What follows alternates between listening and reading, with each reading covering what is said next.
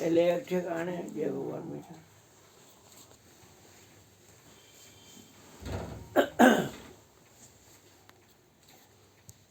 શેઠો હતો, અહીંયા એક જગ્યા હતી રેતી ધૂળ, ત્યાં આવરી થતી. અહીંયા ઓછે બે હજાર બહુ હવાઈ ન આવે અને કોઈ દેખે નહીં. ધરાઈ ગઈ છું એટલે ખાય સુઈ જાય છે. બે ગઈ હરખી જગ્યા જોતી ને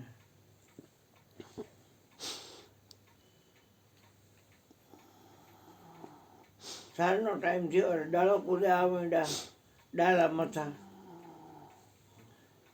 એને પરમાટીની વાસ આવે.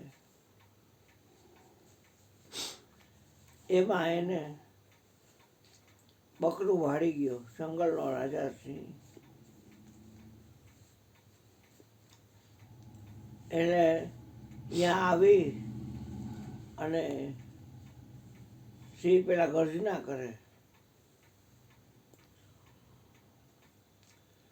એટલે સિંહે ગર્જના કરી એટલે બકરીએ કાતર મારી.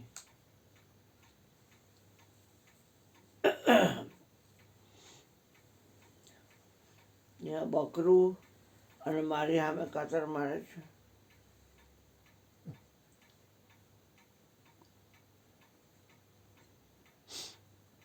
જરાક વધારે ગર્જના કરી તો આમ એકદમ કાતર મારી. હું કોણ છું ઓળખશ? તો કે ઓળખું છું ને, તમે સિંહ બાપુ છો, જંગલના રાજા. તો તને બીક નથી લાગતી મારી? બીક કહેવાની કે તમે જંગલના રાજા છો, બીક કહેવાની. સિંહે વિચાર કર્યો કે હાથી જેવા પ્રાણી મારથી બીએ અને આ બકરું એક, અને એ કે બીક કહેવાની. હમણાં કે હું તારી ઉપર તરાપ મારીશ.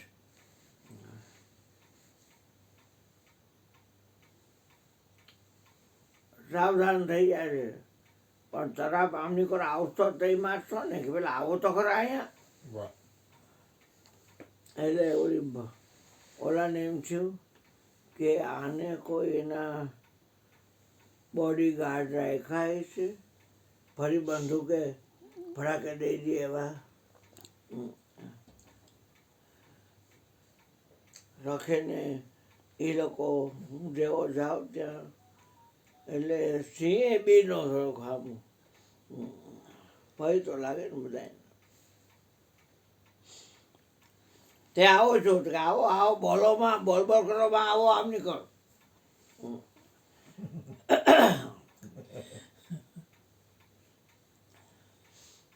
હબ આવ્યો એટલે ઊભી થઈ, ખાતર મારતી આમ કરી. બકરી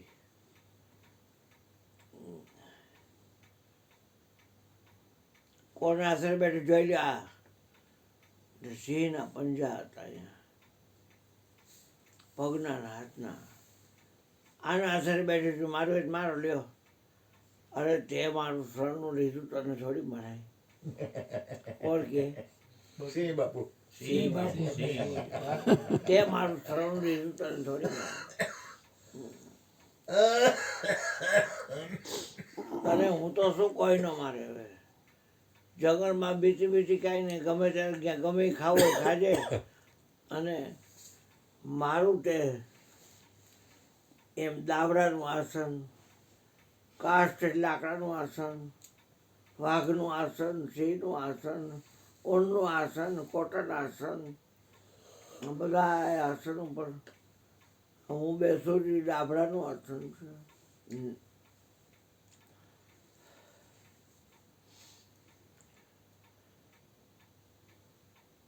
સમુદ્ર મંથન કર્યું એટલે એમાંથી અમૃત નીકળ્યું. દેવો કે અમાર જોઈ છે, દાનવ કે અમાર જોઈ છે.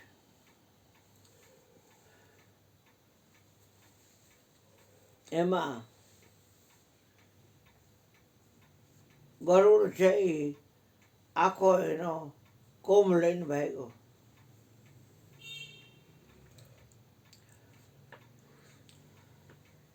નાગ છે એ ગરુડનો ખોરાક છે. નાગ કે અમને અમૃત આપો, એટલે થોડુંક નાખ્યું.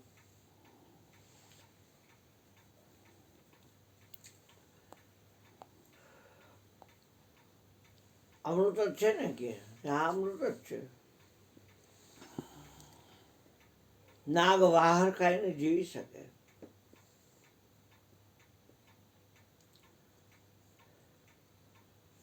જે જગ્યાએ જમીનમાં પડ્યું અહીંયા દાભડો થયો.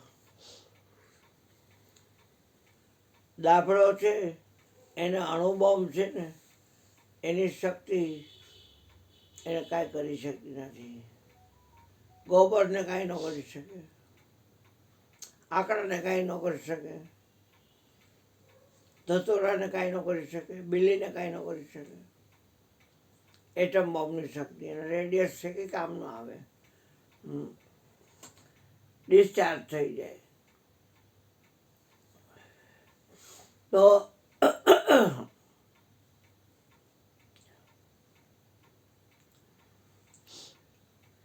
હરપે એ ચાકુ હાટું થઈને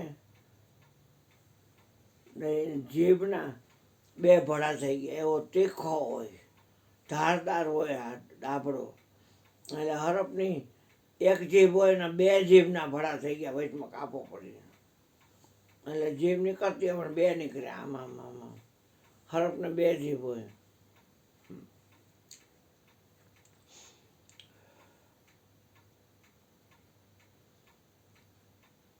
સૌથી પહેલા આવ્યા અમૃત લેવા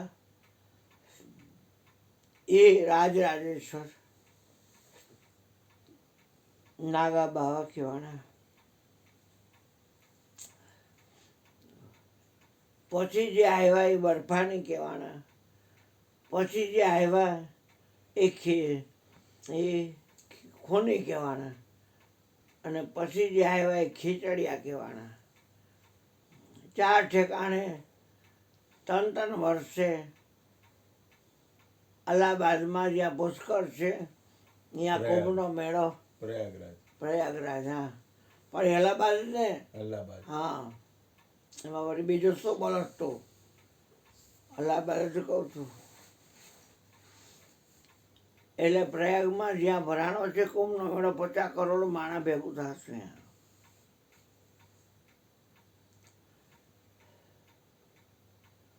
એ રાજેશ્વર બરફાની એ લોકોના કોડ વર્ડ હોય, જેમ મોબાઈલમાં પાસવર્ડ હોય ને એમ પાસવર્ડ હોય ને એમ કોડ વર્ડ.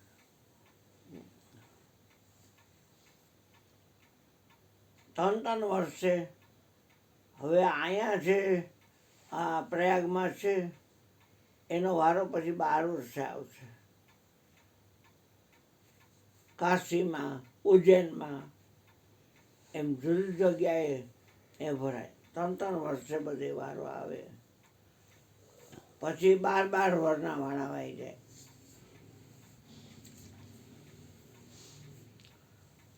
હું કહેવા એ માગું છું કે ગુરુપદ પંકજ પૂજતા.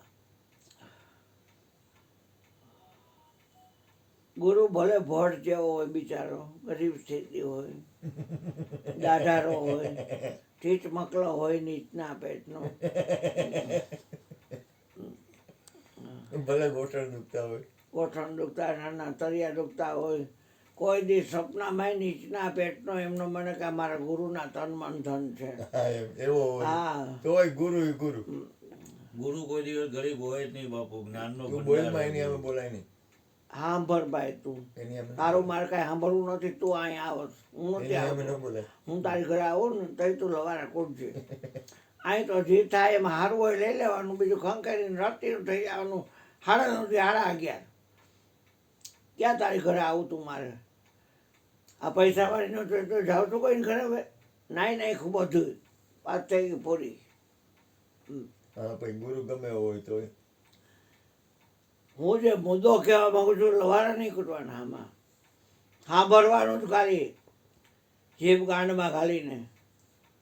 એવું ન બને.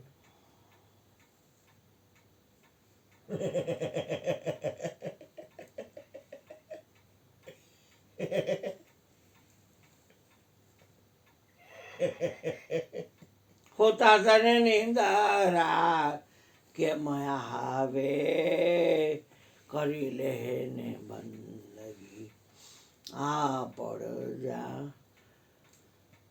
એટલે બધાએ આસન ઉપર બેઠા હશો, પણ ધ્યાન ઉપર કોઈ દી બેઠા? હવે બેઠા ન હોય ને મારે શું વાત કરવી? જ્ઞાન ઉપર કોઈ દી બેઠા? એ રાંડ નાવ જ્ઞાન લીધું છે ગુરુ પાસેથી. કોક દી જ્ઞાન ઉપર બેહો તો ખરા ખરદાવ.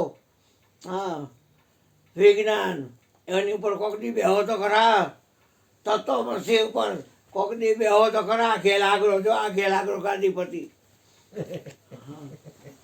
ધ્યાન ઉપર નો બે, જ્ઞાન ઉપર નો બે, વિજ્ઞાન ઉપર નો બે, તત્વમસી ઉપર નો બે. આવજો ભાઈ, ફોન આવી ગયો ને, હાલો આવજો. ડેલી હરકી બંધ કરજે. એ કોથળી ગરમ થઈ ગયો દઈ જા.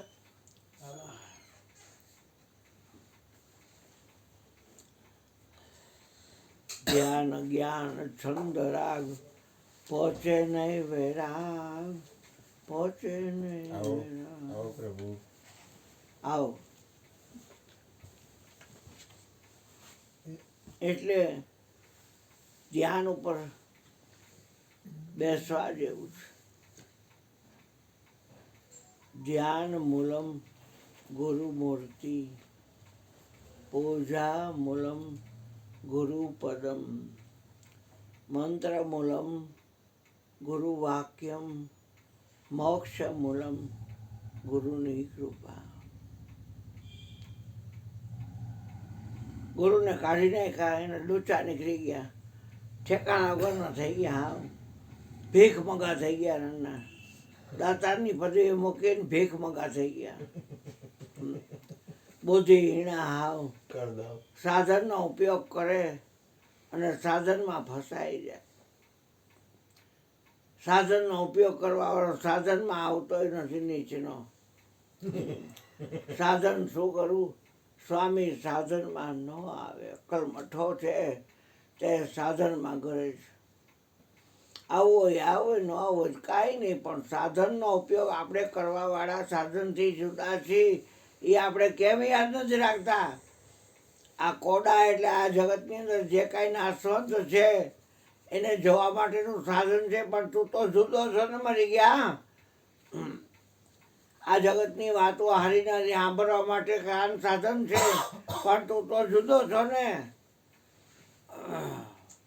દુર્ગુણ કેશવગુણ સૂંઘવા માટેનું સાધન છે નાક, પણ તું તો જુદો છો ને. ચામડી જાણવા માટેનું સાધન છે, પણ તું તો જુદો છો ને. જીભ છે એ રસાસ્વાદ માણવા માટેનું સાધન છે, પણ તું તો જુદો છો ને. થઈ જુદો રહે ને. સાધનમાં શું કામ કરે છે? સાધન તાર લઈને છે, તું સાધનને લઈને થોડો છો. ભગવાન જોવું કહે છે કે આ શરીરની કોઈ ઇન્દ્રિયોથી હું મરી શકું એવો નથી. એટલે જે અકલમઠા હોય એ આ નેત્રેન્દ્રિય જે આંખ છે એનાથી આ મંદિરોમાં જે આ લોકો દો બનાવે છે, જેને આ મંદિરો બનાવ્યા છે એ તમને ખાલી કરવા છે. એટલે એ લોકો મંદિરો બનાવે છે, એની તમે કોડાવ દર્શન કરવા જાઓ છો આંખથી. આંખનું દર્શન મળે તમારી આંખમાં. એક મંદિર દેખાડો ક્યાંય હોય તો એમ આંખમાં જોનારનું મંદિર હોય. કોડાવથી દર્શન થાય. કેવા દર્શન થાય? લાલચુના પેટના હોય બધાય.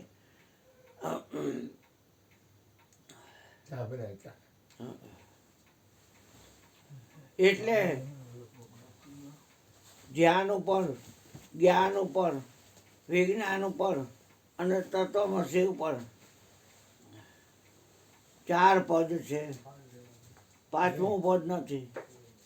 એમને લઈ લેતું તાર 5 કિલો લઈ ખાતે લઈ 5 કિલો જારી બંધ કરતો જા શું? કાન લેવાની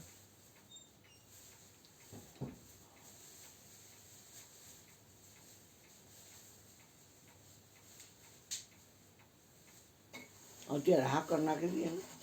કાન ભલે ના આવે હાકરમાં ખબર નથી હોતી માપમાં હાકર તો ઉતારની હારી ખાંડ કરતા હારી પણ એમાં માપની ખબર ન રહી વધારે પડી જાય એને ઓછી થોડી પડી જાય નાખવાની હોય, પાછી જરૂર પડે નાખી દેવાનું. એવું કાંઈ ન હોય એમને. વિજ્ઞાન અને તત્વમસી આ 4 પદ છે.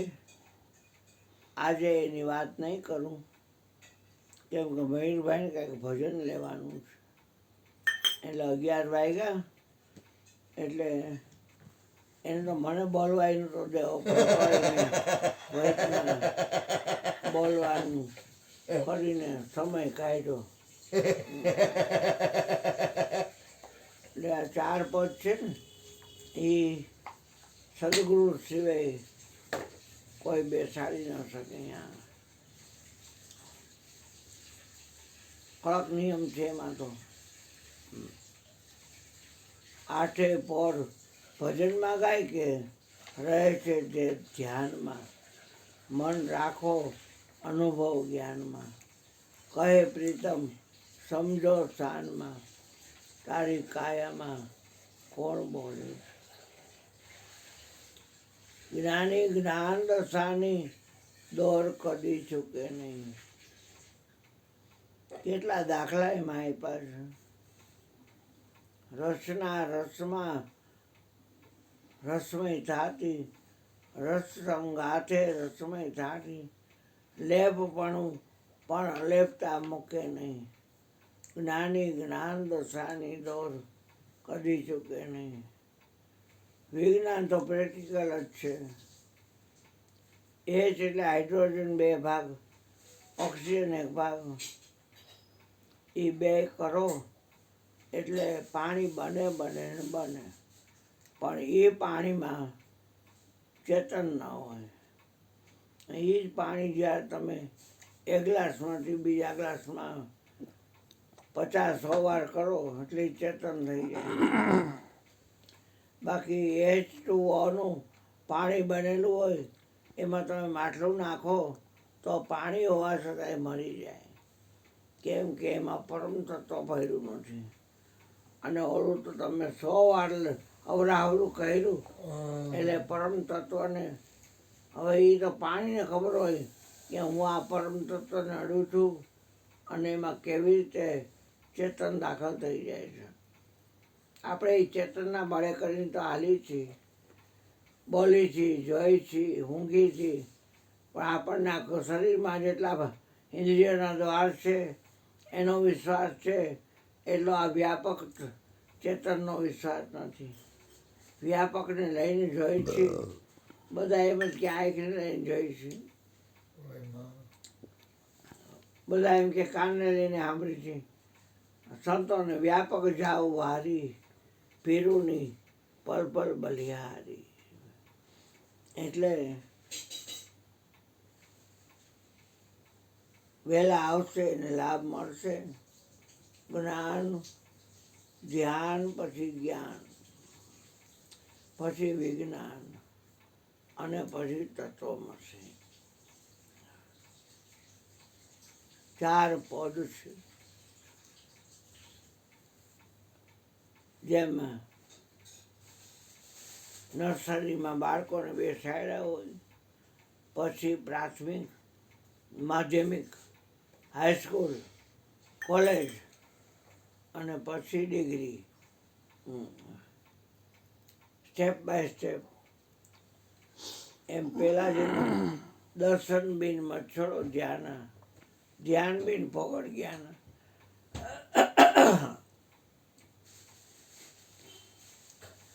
અહીંયા આવો છો એટલે તમને દબાવવાની વાત નથી, પણ તમે તમારું સહી કરો. બીજાનું ભલું માઈ ગયું, તમારું ભલું કરો ને.